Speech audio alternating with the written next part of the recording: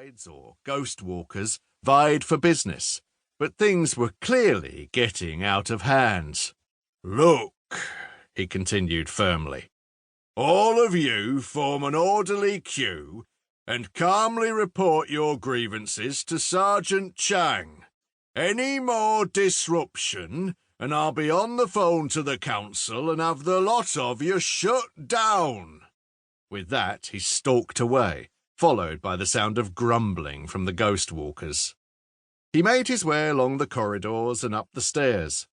The station was strangely quiet. He couldn't see another officer anywhere. The canteen was in darkness, and every room he passed was empty. Never mind the ghost walkers he'd left behind. Today, this whole place felt like a ghost town.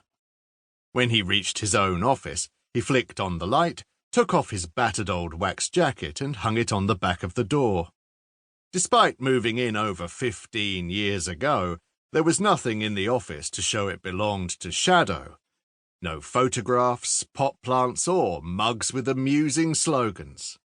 It only contained the desk with a telephone, 2 chairs, and a filing cabinet.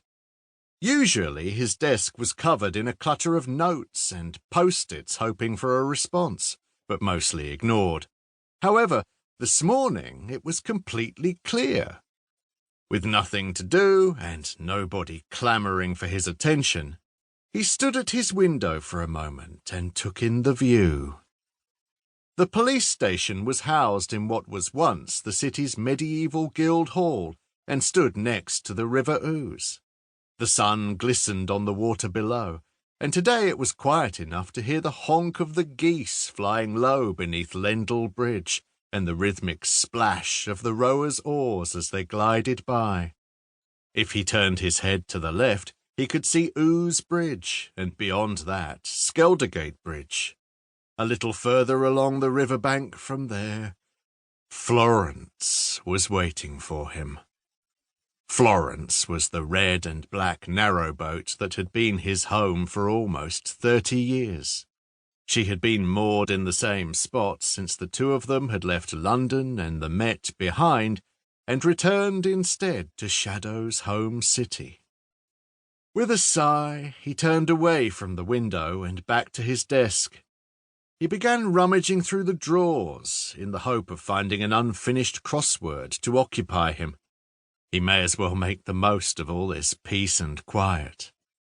After closing the 3rd drawer without any success, he paused and listened. He could hear the soft, quick sound of trainer-clad feet jogging down the corridor. They stopped outside his office, and there was a cheerful rat-a-tat-tat on the door. "Come in, Jimmy," Shadow called out. Sure enough, the door opened, and in stepped the tall, dark, floppy-haired figure of Sergeant Chang. As usual, he was dressed in jeans and a black leather jacket, and was holding his electronic notebook under his arm and a takeaway coffee in his hand. "Did you manage to get that rabble downstairs dealt with?" Shadow asked, as he began searching through the last drawer. "Yes and no, Chief. They've all gone, but I think some of their complaints are valid and will need to be investigated." Fine. "Hand all the information over to uniform," replied Shadow dismissively. Well, you see," began Jimmy. "Where is everyone, anyway?" interrupted Shadow, closing the drawer with a bang. "They've all gone on a 2-day team-building exercise in the Dales. It was the Chief Constable's idea. She thought it would be good for morale, and this seemed like the quietest time. The races have all finished. It's just before Halloween, bonfire night, and the balloon festival. Then, after that, we've got the start of St. Nick's Fair and the busy run-up to Christmas." "Thank you, Sergeant," replied Shadow irritably. "I am well aware of York's calendar of events.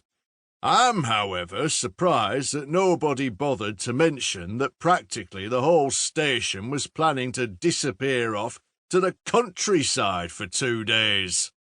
Jimmy shifted uncomfortably. "The Chief Constable did email you several times about her plans, I believe." Shadow tutted. "What's the point of that? She must know by now I don't read those damn..."